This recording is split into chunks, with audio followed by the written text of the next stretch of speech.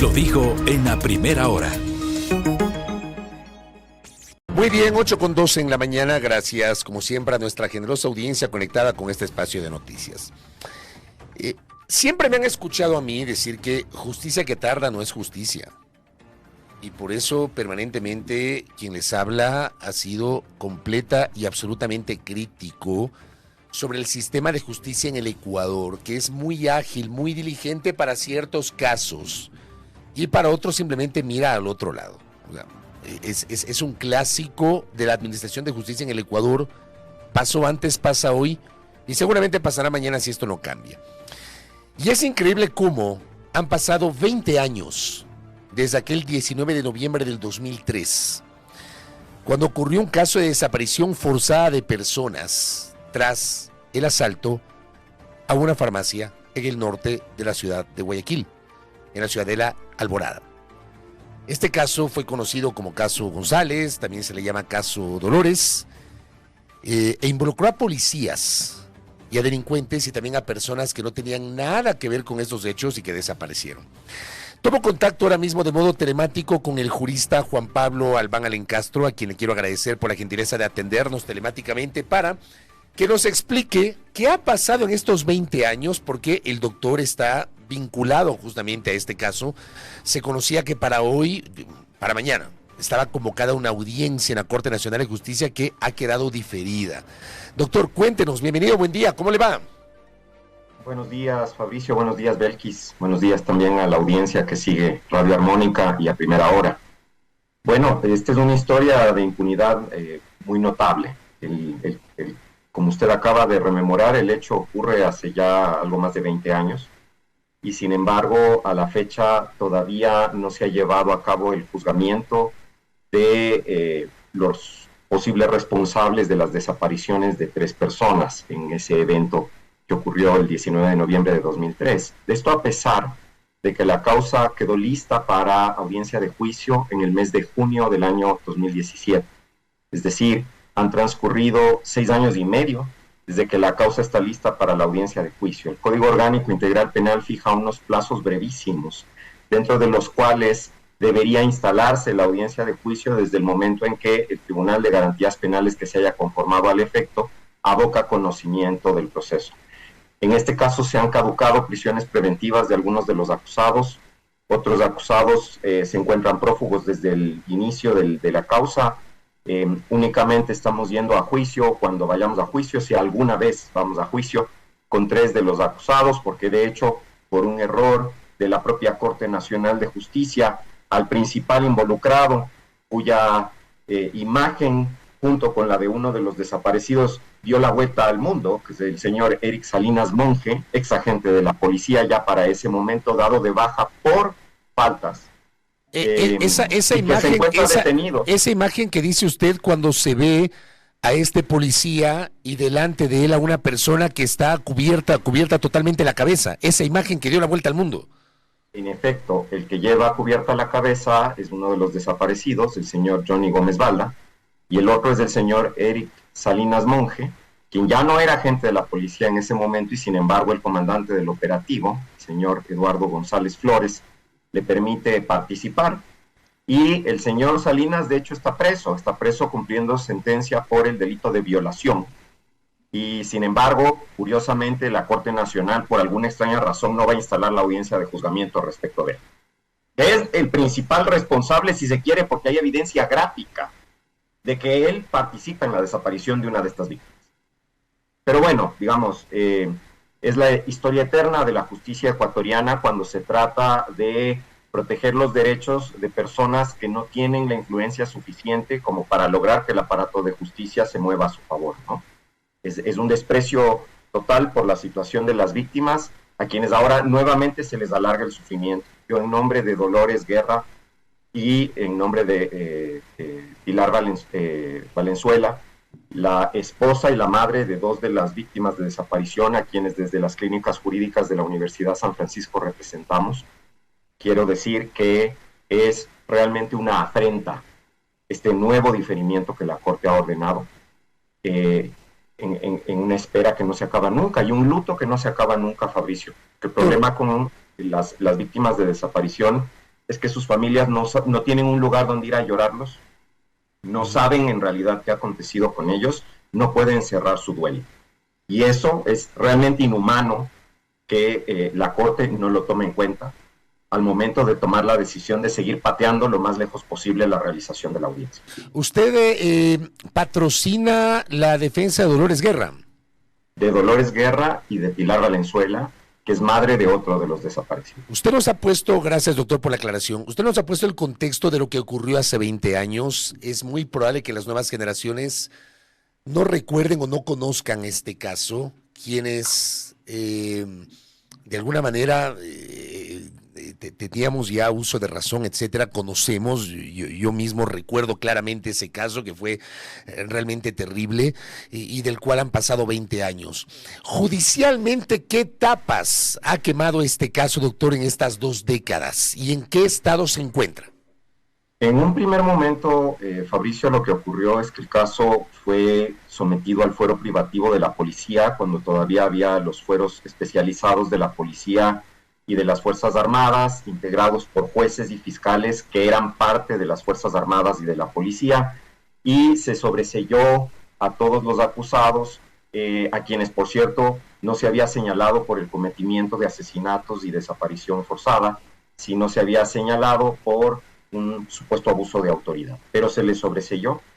La Comisión de la Verdad, que se estableció en el año 2007 y que entregó su informe en el año 2010, incluyó este caso como un caso paradigmático que ejemplifica el empleo de estructuras del Estado para el cometimiento de crímenes muy graves contra los derechos humanos. Graves violaciones es la denominación técnica que empleamos.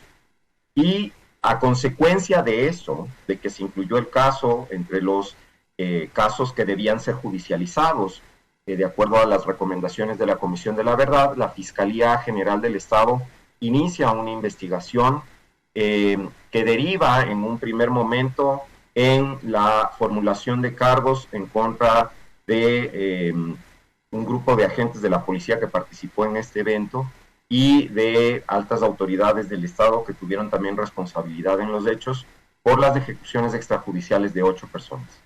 Esa primera parte del caso concluyó con una decisión definitiva de la Corte Nacional de Justicia en instancia de casación, en la que se ratificó la responsabilidad que ya había sido declarada a nivel de el Tribunal de Juicio, y los policías responsables cumplieron una pequeña fracción de su condena, y luego un juez de garantías penales de la ciudad de Quito les otorgó beneficios penitenciarios y salieron en libertad.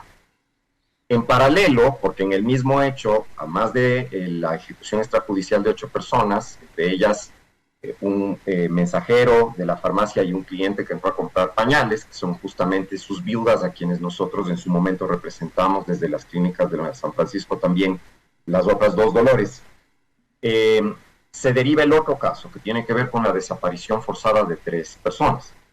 El señor César Mata, el señor Johnny Gómez y el señor Erwin Vivar. El señor Erwin Vivar, es importante señalar, años más tarde es localizado por la Fiscalía General del Estado en la República de Venezuela, y según el relato que le dio a la Fiscalía el señor Vivar, lo que habría ocurrido es que días después de la aprehensión lo sacaron al muelle de la Policía Judicial que da al Estero Salado y los lanzaron al agua y empezaron a dispararles, y él logró, dice, nadar hasta el otro lado de la orilla y por el terminal terrestre salir y eventualmente salir del país.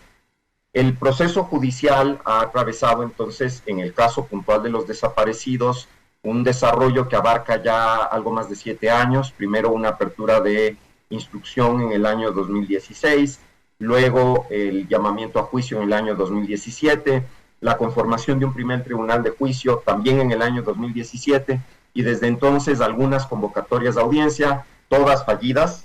Estas convocatorias de audiencia son fallidas, unas veces por pedidos de diferimiento de la Fiscalía, otras veces por decisión de la propia Corte, y en esta última ocasión por pedido de una de las defensas que interviene en la causa. Y yo no tengo por qué meterme con mis colegas, creo que se ha equivocado el colega que hizo esto, sinceramente, pero bueno, obviamente su derecho a hacer peticiones, pero la Corte, sinceramente, por la naturaleza del pedido, creo que debió simplemente negarlo y no seguir postergando.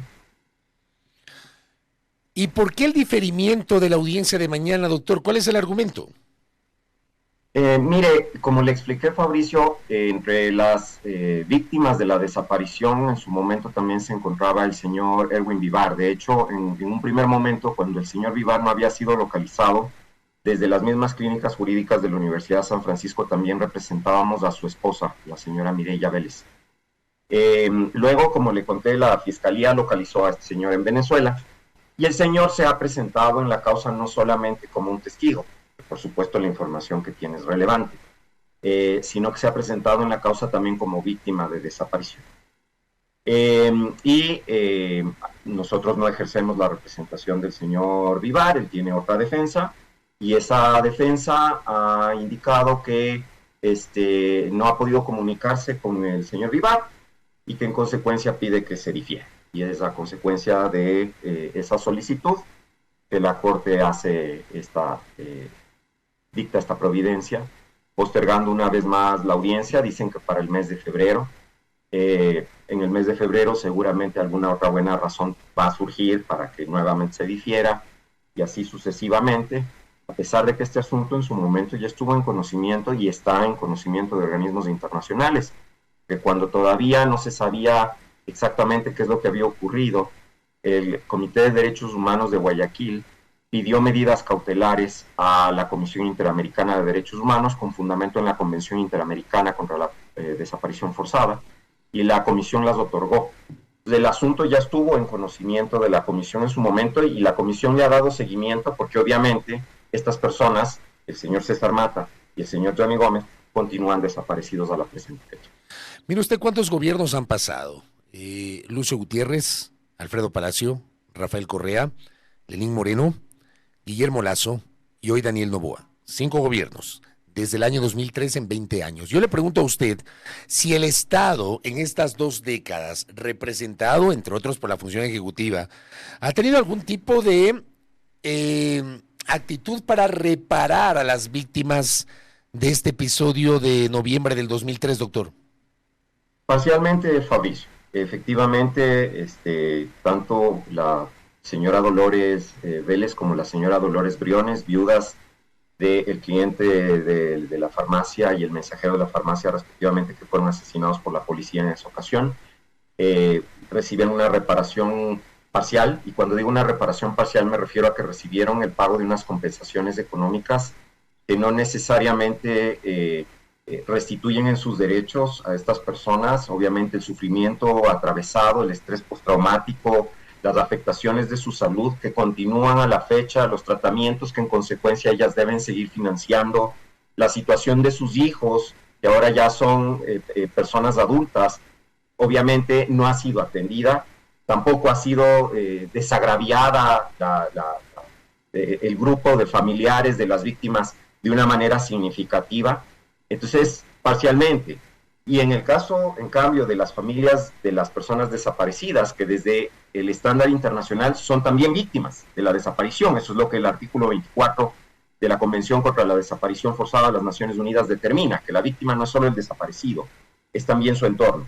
Entonces, estas otras víctimas, en cambio, no han merecido ningún tipo de reparación y más bien lo que han sido es continuamente agraviadas, obviamente con un impacto emocional enorme.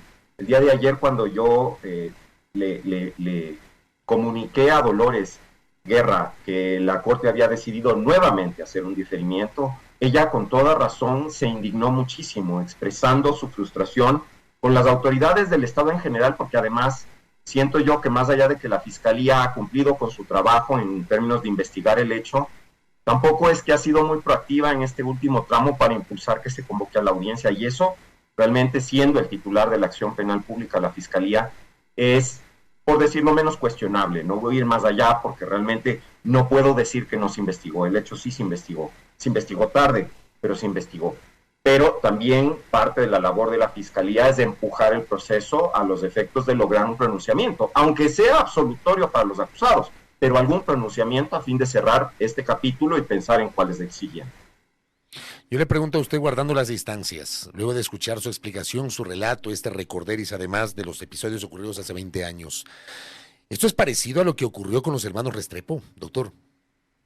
Obviamente, lo que hemos visto en el Ecuador es el establecimiento de una serie de estructuras dentro de las fuerzas de seguridad del Estado que fueron preparadas para combatir una amenaza subversiva y que luego persistieron a través del tiempo.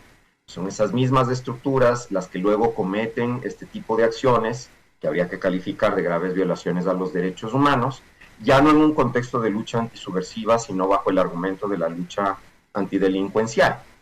Hay que reconocer que efectivamente la mañana del 19 de noviembre del 2003 había un asalto en curso en la farmacia Fideca. Y sin embargo, no se justifica la naturaleza de las acciones llevadas a cabo por la policía, que en el caso de las ejecuciones extrajudiciales, como quedó acreditado en 3 instancias ante la Corte Nacional, implicó que una vez que los asaltantes se habían rendido, la policía les mata a mansalva, y que en el caso de los desaparecidos es porque ellos habían presenciado lo que ocurrió, que la policía se los lleva y decide también desaparecerlos, según el relato del señor Vivar, matarles, pero pues hasta la fecha se desconoce qué ha pasado con Johnny Gómez y César Mata, así que desde el punto de vista jurídico siguen desaparecidos, no podemos afirmar que han sido ejecutados.